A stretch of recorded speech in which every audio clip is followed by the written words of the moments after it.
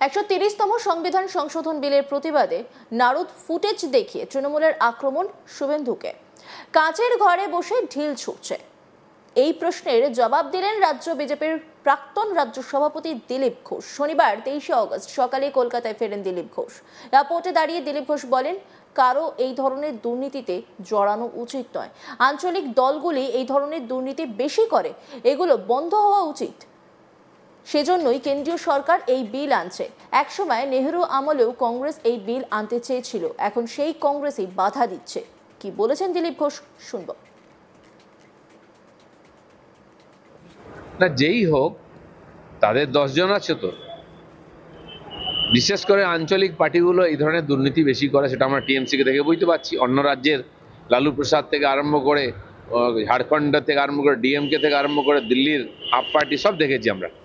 তো সেই জন্য সেটা বন্ধ হওয়া উচিত। রাষ্ট্রের স্বার্থে মানুষের ট্যাক্সের টাকা লুট হচ্ছে, দেশের পরিশ্রমের উপার্জনের টাকা লুট হচ্ছে, সেটা বন্ধ করার জন্য এই বিল এসেছে। একসময় কংগ্রেস নেহেরু আমলে ওই বিল আনার চেষ্টা করেছিল, আজকে তারাই বিরোধিতা করছে, কারণ সমস্ত রাজনৈতিক পার্টির নেতারা ধীরে ধীরে দুর্নীতির সঙ্গে যুক্ত হয়ে যাচ্ছে। সর্বোচ্চ স্তরে যদি দুর্নীতি বন্ধ করা না যায়, তাহলে দুর্নীতি কি করে বন্ধ হবে? জয়েন্টের মেধা তালিকায় ফল প্রকাশের পর দেখা গেল প্রথম 10 জনই অন্য রাজ্যে ভর্তি হয়ে গিয়েছে। তাহলে কি এবার রাজ্যের মেধা পাড়ি দিচ্ছে ভিন রাজ্যে? এই প্রশ্নের উত্তরে দিলীপ ঘোষ বলেন, বেশ কয়েক বছর ধরে বাংলা থেকে IAS IPS আধিকারিক হন না, তার মানে পশ্চিম বাংলায় মেধা পলায়ন হচ্ছে, নতুবা যোগ্য ব্যক্তিরা সুযোগ পাচ্ছেন না। কি বলেছেন, শুনব।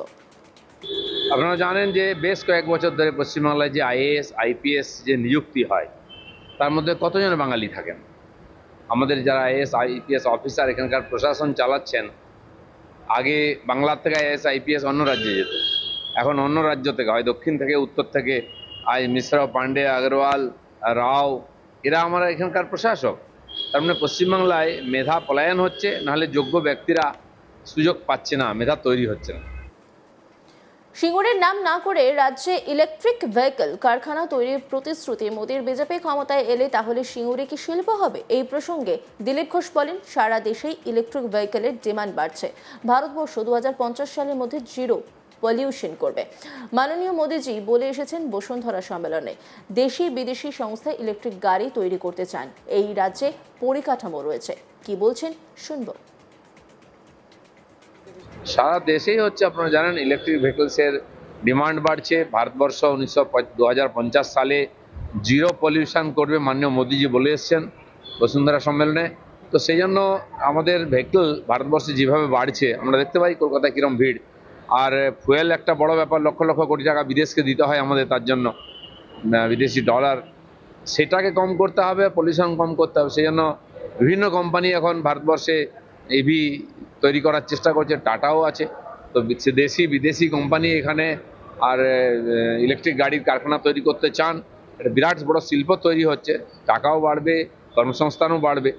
আর পশ্চিমবঙ্গ প্রথম থেকেই একটা শিল্পের তার বেশ আছে। মমতা ব্যানার্জির মতো শাসকরা শিল্পের বিরুদ্ধে লড়াই করে ক্ষমতায় এসছে, শিল্প বন্ধ করছেন, কিন্তু শিল্প ছাড়া পশ্চিমবাংলার আর্থিক বিকাশ হবে না। আর যে ইনফ্রাস্ট্রাকচার এখানে রয়েছে, সেটা অন্যের কাছে একটা আকর্ষণীয়। জগন্নাথ ধাম তৈরি করে মুখ্যমন্ত্রী বলেছিলেন দীঘা পর্যটকদের বিশ্ব মানচিত্রে জায়গা করে নেবে। মন্দির উদ্বোধনের পর পর্যটক সংখ্যাও বেড়েছে, কিন্তু করের নামে পর্যটকদের কেন হেনস্থা করছে দীঘা শঙ্করপুর উন্নয়ন পর্ষদ?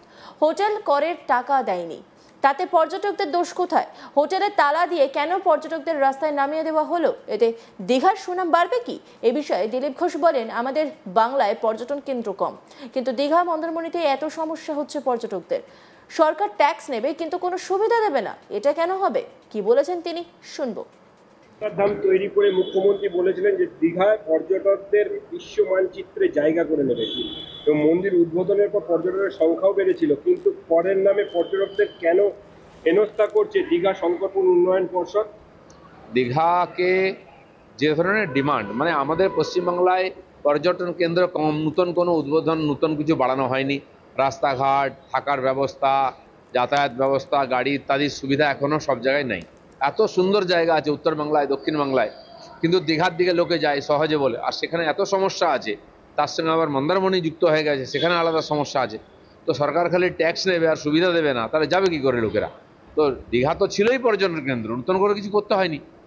তো যদি উনি মন্দির করেছেন, চান বেশি পর্যটক যাক, তাদের সুবিধা বাড়াতে হবে এবং বিনা কারণে পার্টির লোকেরা যেন হেনস্থা না করে এটাও দেখতে হবে।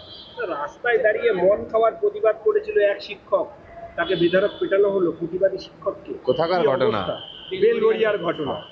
এখানে মদ খাওয়াটা ফ্যাশনের পর্যায়ে চলে গেছে বাংলায়। এখন প্রতিবাদ করতে গেলেই মুশকিল আছে, কারণ পুলিশও যুক্ত, প্রশাসনও যুক্ত। সরকার মদের থেকে টাকা নিচ্ছে, মদ বিক্রি করছে, লোক খাবেটা কোথায়? বাইরে যাওয়ার পয়সা নেই। তো এগুলো যদি সত্যিকারের প্রকাশ্যে চলতে থাকলে আইন সমস্যা, আইন শৃঙ্খলার সমস্যা তৈরি হবে। 130তম সংবিধান সংশোধন বিলের প্রতিবাদে নারদ ফুটেজ দেখিয়ে তৃণমূলের আক্রমণ শুভেন্দুকে। কাঁচের ঘরে বসেই ঢিল ছুটছে, এই প্রশ্নের জবাব দিলেন রাজ্য বিজেপির প্রাক্তন রাজ্য সভাপতি দিলীপ ঘোষ। শনিবার 23শে অগস্ট সকালে কলকাতায় ফেরেন দিলীপ ঘোষ। এয়ারপোর্টে দাঁড়িয়ে দিলীপ ঘোষ বলেন, কারো এই ধরনের দুর্নীতিতে জড়ানো উচিত নয়। আঞ্চলিক দলগুলি এই ধরনের দুর্নীতি বেশি করে, এগুলো বন্ধ করে দেওয়া উচিত। সেজন্যই কেন্দ্রীয় সরকার এই বিল আনছে।